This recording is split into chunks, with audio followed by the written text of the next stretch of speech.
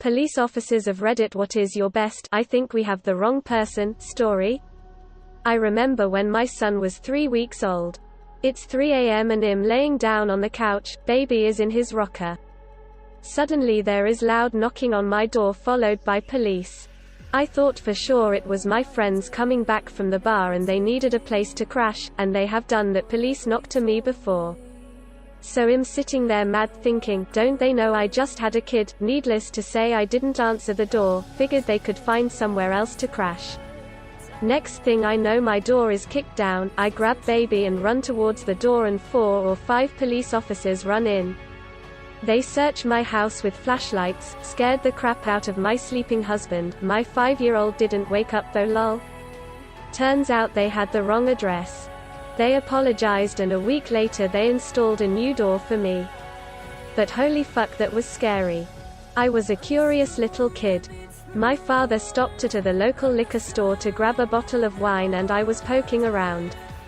The door to the office was unlocked and I wandered inside, sat in the chair and spun around a few times, got bored, wandered out. A few days later my father gets a call from the police, and we go in. As the officer is speaking to us I proceed to spun around in the chair and pick up and look at everything on his desk. After about a minute the officer says, "Thank you for coming in. I see what happened. You can go." Turned out the owner's teenage son stole a few grand from the store and tried to blame it on the handsy 5-year-old.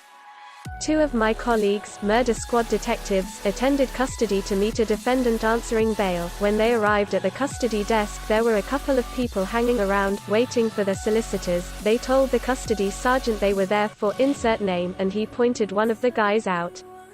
They went up and introduced themselves and said they would be questioning him at another station, so all 3 got in the car and headed off. Whilst driving, they told the defendant what would be happening. On arrival he would be arrested on suspicion of attempted murder, questioned and either bailed or remanded. The guy was like, "You've got to be joking, attempt murder?" I was shoplifting. He was relatively calm, half laughing and shaking his head. A short time later one of the officer got a call from the custody sergeant, their actual bail appointment had arrived. There were 2 defendants with the same name answering bail that day. They apologized to the non-murderous shoplifter, turned the car around and headed back to bring the right person in for questioning. Keystone Cops to the max. Not a police officer, but one night around 8 p.m. my fiancé received a call. "Officer, Derek, we have your health card. Tell us your whereabouts right now." Fiancé, "This isn't Derek." "Oh, you sound like Derek. Your buddies ratted you out and gave us your number. Now where are you?" I'm not Derek and I'm not telling you where I am." "Who are you?" "Oh, this is Officer Smith. Stop messing around and tell us your location, Derek." Again, Derek is not my name. "How do I know you're a real officer?" "Oh, boy, if you don't tell me where you are, you're going to be in much more trouble. My badge number is blank." "Okay fine, I'm at home at blank. If you don't show up in a police car, I'm not coming out."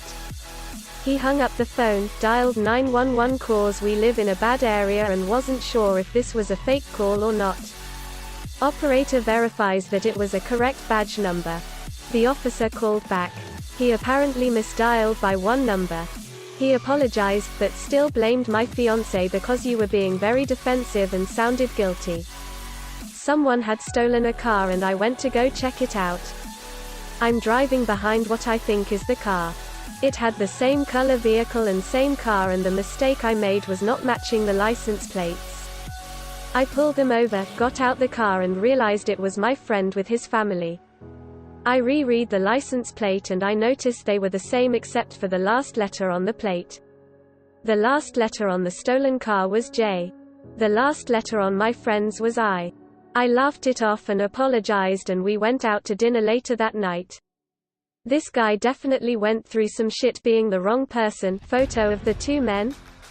Quality equals 90 and strip equals all and W equals 1236 and H equals 820 and crop equals 1. Greater than a Missouri man spent nearly 17 years behind bars for robbery until his doppelganger was discovered, and the other guy looked so much like him that authorities decided to toss out his conviction. Greater than Jones, 41, had been serving a 19-year jail sentence for a 1999 robbery when he heard other inmates buzzing that another prisoner looked just like him, and even shared his first name, Starr said. Greater than it's unclear what the other man was locked up for, and Jones never saw his doppelganger. But he told 2 legal interns assigned to his case about the rumors, according to Alice Craig, one of Jones' lawyers. Greater than the interns brought the message back to their superiors at the Midwest Innocence Project and the Paul E.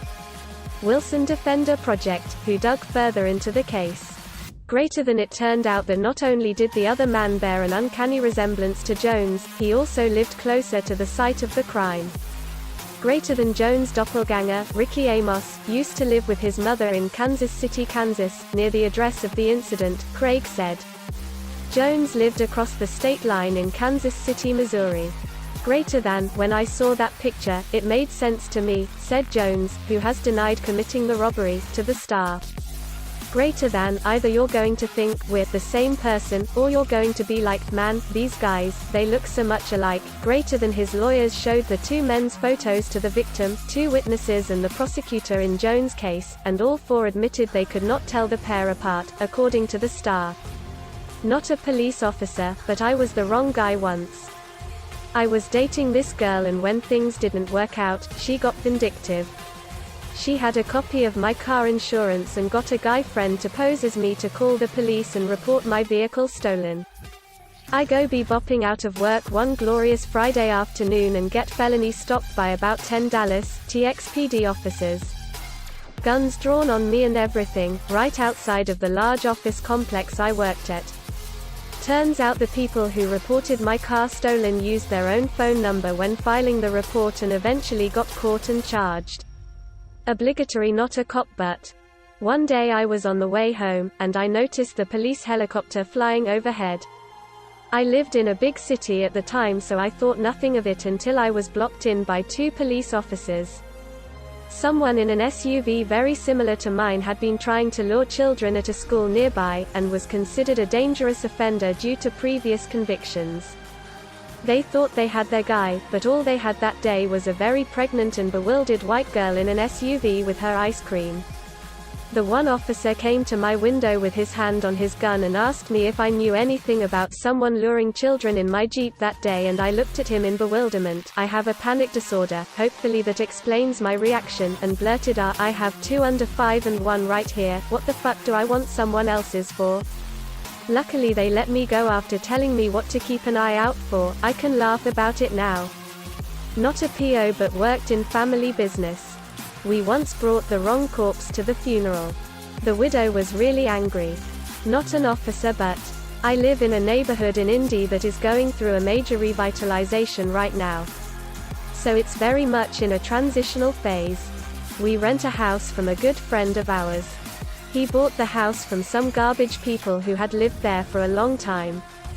These people sold, made drugs, there was violence, prostitution, everything. In general the house was disgusting, unlivable, really. Just the worst. Well, the scumbags who lived here still try to use our address even after 5 years. About a year and a half ago one of the dudes used our address to renew his driver's license at the BMV. He even had the audacity to leave a note for us to call him when the license came in. Fast forward a few months, around Christmas time, we are all sitting around, watching TV when we get a knock on the door. My husband answers it and it's a SWAT team with guns drawn. They see my husband, who does not look like a medded-out crackhead, and inside are our 2 little boys, my parents, and me nursing our baby plus the Christmas tree and all the lovely trappings of our home. They immediately put their guns down and my husband and I have a lovely chat with them. Yeah, they had our house surrounded, guns drawn, the whole shebang, looking for this dude who was wanted on some kind of violent felony. We were pissed at this dude who I refer to as Big Nasty. Since everyone else isn't a cop.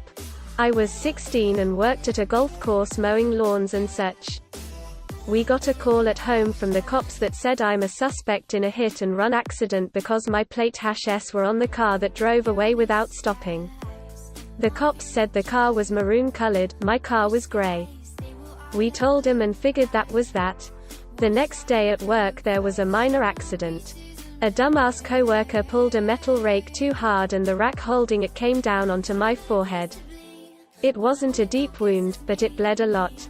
My boss took me to the ER to get my head super glued, and to be safe, took me home too.